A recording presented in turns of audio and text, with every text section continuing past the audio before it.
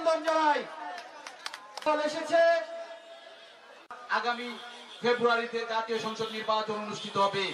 আজকে কিছু সংখ্যক দল যারা একটি আমাদের জন্য বিশ্বের অনেক রাষ্ট্রে আছে, কিন্তু পিয়ার পদ্ধতি নামে আমাদের 98% মানুষ পিয়ার সম্পর্কে কোনো ধারণা নাই। পিয়ার হলো এমন একটি পদ্ধতি যে আমি আমার ভোট দিব, কাকে ভোট দিব আমি কিন্তু আমার ভোটে কে নির্বাচিত হবে আমি কিন্তু জানবো না।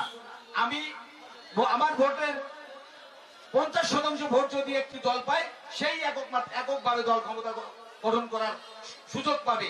এজন্য এটা একটা আমাদের দৃষ্টিতে এখন পর্যন্ত এটা উৎপট ব্যবস্থা। এই ব্যবস্থায় বাংলাদেশে কোনো নির্বাচন হওয়ার সুযোগ নেই। এই উৎপট ব্যবস্থাকে বাস্তবায়ন করার জন্য একটি দল বিশেষভাবে মরিয়া হয়েছে। আমি আশা করি এদেশের মানুষও বিশ্বাস করে এদেশে কখনোই পেয়ার পদ্ধতিতে ইলেকশন হবে না।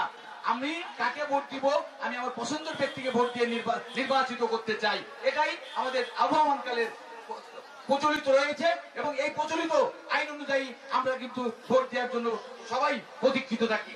বন্ধুরা আমার, এই জন্য আমি আর পেয়ার নিয়ে না বাড়িয়ে আমি আমার এই অঞ্চলের ভাই বোনদের প্রতি একটি আহ্বান জানাবো।